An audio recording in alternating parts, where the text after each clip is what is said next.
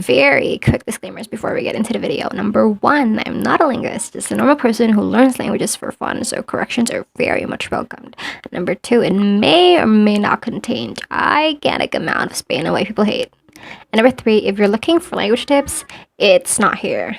This video is basically going to be about my thoughts, experiences, realizations, my point of view upon learning my oppressor's language willingly. As you probably already guessed, we're going to be talking about the notorious, infamous colonizer, Spain, and my experience with learning the Spanish language. First things first, where am I from? I'm from the Philippines. And if you didn't know, the Philippines is the only country Spain has ever colonized who cannot speak Spanish today. All of Latin America has Spanish as a native tongue, while the Philippines was able to retain the indigenous languages of the country for reasons such as distance and other foreign powers coming into play. Now, it all started when some dude named Ruy Lopez de Villalobos was looking for the Spice Islands, but instead, he found the islands of Samar and Leyte, which he named Las Islas Filipinas after some dude. This dude on the far right, Philip II, was apparently the Prince of Asturias and later on became the King of Spain. At this point, I know you're like, no more history, but listen, this is important. The Philippines is basically a colonizer hub because after the Spaniards came the Americans and the Japanese, which is how we got our current name, Philippines, because the other white dudes cannot pronounce the Islas Filipinas, and they decided, okay, I'm called the Philippines. Now you're gonna be like, wait, hold on. Americans? Aren't you speaking English right now? Yes, I am. But with English, there wasn't really an initiative. I was basically forced to learn the language. It's literally an education curriculum. And what better way to explain two languages than in another, right? Going back, Spain colonized my country for 333 years, more than 3 centuries. That's a very long time. So many generations of people.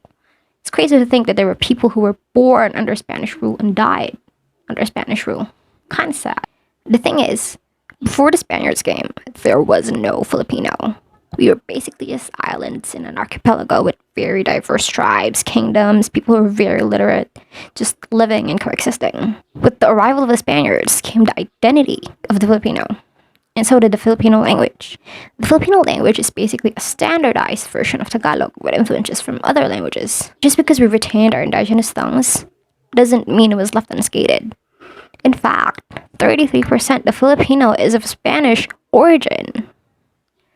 I've always kind of known that Filipino has a lot of Spanish influences, as it's been said over and over again in school, but the thing is, I didn't know. I didn't know which of the words I was speaking was of Spanish origin and which one was originally from here. And I feel like that's the case with most Filipinos. And I found it very weird, very unsettling. It felt wrong. We don't even realize we're speaking Spanish. For most people, the language goal is to travel and converse with natives. But the reason I learned Spanish was different. I wanted to know more about my people, about my culture. And so, I present to you an alternative title for this video. Filipino willingly learns the colonizer's tongues to know more about her culture and her people before it was ruined by white people.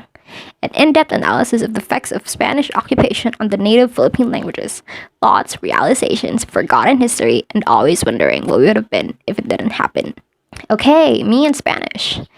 I've basically been learning Spanish for more than a year now, but during the months I'm in university, I don't actively learn as I do when I don't have classes. Before starting out, Spanish to me sounded like, I could pick up words, but I couldn't understand what they were saying. It felt very foreign. So what has a year of Spanish taught me? Here are the Spanish influences I've noticed on the Filipino language. Number 1, objects. I've noticed that a lot of things around the house, in every corner of the house, has Spanish influences. The bathroom, the living room, the dining room, the balcony, everything. Even how we say the name of the room. And it doesn't end there. It's very evident in objects at schools and at the office. I've looked this up and apparently there are like 4,000 words we use that are of Spanish origin, and I'm not going to be talking about all of that, so here's a very short list of what I noticed. I must say I was very surprised when I learned that some of these words are Spanish origin, like hielo, hierro, yeso, lápiz, papel. I did not know at all. The food. It's not even just the recipes. I've noticed that how we call food ingredients are also Spanish derived. This really surprised me because I had believed my whole life that manzanas, sibuyas, asukal were Filipino. Another thing, the government. How we call government officials? They're all from Spain. Presidente, vice-presidente, secretary, even up to the kapitan. How we say countries is also apparently how Spanish people say countries. Estados Unidos, Alemania, Japón, all of it is of Spanish origin. Market trade, the numbers. We've actually retained our counting systems, but we do use the Spanish way of counting for market trade, like when asking for how much things are in a market. You say a Spanish number, any Spanish number, and anyone would know what you're talking about. The days and months. I learned that how we say months and days and how we tell the time are actually how Spaniards would say it. Exactly the same, just varying on pronunciation. Animals. How we call some animals like the cow, the horse, the rabbit. Newsflash, they're all from Spain. And basically, everywhere. Imagine my surprise when I learned that lugar was Spanish. Edad, mundo. We use these words as if they were ours to begin with, like the very common pero o imbes siguro sigurado kumusta and puede we basically hear every day of our waking lives. Upon learning that, I can't help but notice influence also in our culture. But that's for another story. While they are interrelated, we're going to be talking about the language. Well, did you notice anything? I sure hope you did. For one, I hope you noticed the morphosyntax. Now, I want you to take note of this one because I think it's very important. Note that native Philippine languages are Austronesian languages, and Spanish is a Romance language. They're from very different language groups, so the contrast is really big. Something that I noticed was our ancestors spelled it just like how they heard it. They converted Spanish letters and sounds to what we were familiar with, like with the Q sound translating to a K and the CH sound translating to a TS. We made use of the letters and features of our Austronesian languages to adapt to theirs. I think it should also be noted that we had a script back then. Many scripts from every tribe ever. So the Romanized things we're seeing right now aren't what our ancestors knew how to read. God. Number 2, pluralized Spanish nouns. What you're seeing on the screen is in the order of singular Spanish, plural Spanish, singular Filipino. You can see that we use the plural form of Spanish as singular nouns. Of course, with changed spellings. Throughout the years, there had been a semantic shift in the words, meaning that what it means in Spanish is different from how we know it. A prime example is derecho, meaning right in Spanish. In the Philippines, when you say derecho, everyone knows you mean straight.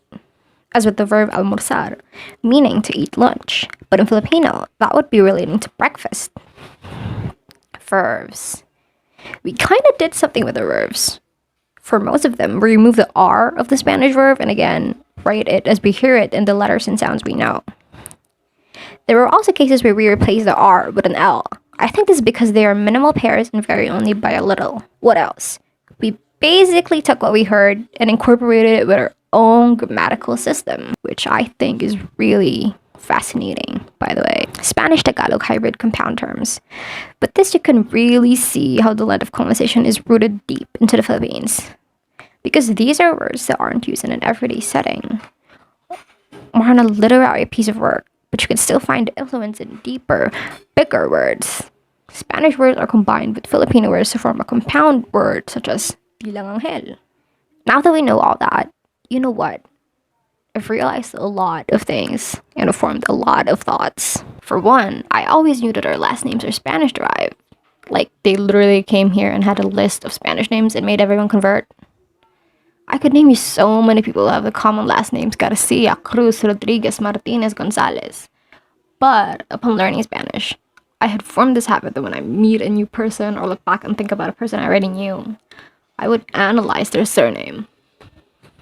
I would figure out what it means in Spanish. Sometimes it's nice because you'd get someone with a last name that means happiness, but sometimes it's funny because people just be having the most random surnames. Padilla, small frying pan, yes. Cabello, hair. Selva, jungle, yeah, exactly. I've also come to realize that a lot of Spanish surnames we have are actually just cities in Spain, like the ones listed on screen. You know what else this made me realize? We have absolutely no clue about our native naming system. No clue. How did our people name themselves, really? Did they have surnames even? I feel like we could know if we look at our indigenous people who are still surviving, but the country in general and the government does not care for them, which needs to change. It's crazy. We don't know anything. Another thing that really bothered me is if Spanish is the language of the elites, why is it so widespread? Spanish, as we were taught in class, was a language of the social upper class, of Spanish people, of the very small half Filipino, half Spanish minority. If so, why is it so widespread? It got me thinking, did they so badly want to be them that they would mimic what they called things? But also in a way, it makes sense that we can speak it, just bits of words we picked up from angry commands like, "Ve a la cocina y dame una manzana." Still, I can't wrap my head around why it took up so much of our language. Another, why do some areas have more Spanish influence than others? This question, to which I tried to answer, is probably because of the lifestyle. Notice that almost everything in the house, especially in the kitchen, we know it in Spanish. Probably because we were confined to the house and doing chores. Okay, stick with me on this one. I think I phrased it quite strange, but why are some words we currently use to date of Spanish origin, and why are there words that we retained even if they're not in the same area? An example is king and queen, hari at reina. We've only retained reina. Why not king? Like with blue and red, azul and pula. Why blue and not red? To this, I don't have an answer to. Ever since I learned Spanish, I had also learned to evaluate the language I was speaking. I'd think, oh, since libro is apparently Spanish, what is it in Filipino? Aklat, right? I do that for a lot of words, but some I could find nothing at all. Like the months, days, and how we tell the time. How did our ancestors refer to them? We don't know. We have no clue. And I tried to console myself and thought, maybe we didn't have these things before they came. Which is valid, because we didn't have snow in the Philippines, so we'd call snow nieve. Or how grapes and apples, uvas at manzanas, don't grow in the tropical country. But for the most part, I think I really have to accept that they're lost. It's not in the books, because they destroyed everything. The people who knew these words are dead. They're lost to time, and I don't think we'd ever know unless some ancient preserved writing sprungs. What else? The old deep Filipino words we use to think we're Filipino, they're not Filipino. They're actually just Spanish words. Lastly, God. We have no idea how our language sounds like. There is so much influence that we have no idea how Filipino, how Tagalog sounded like. How our native Philippine languages sounded like. For one, I think it's very common that we add an O or an A to make it sound Filipino, O, A. And it's not even a characteristic of the Filipino language. No, it's a characteristic of the Spanish language. This is so incredibly sad. Lastly, for my concluding statement, languages evolve. I know that. You're absolutely right. But it would have been really nice if you saw our language evolve without Western influence.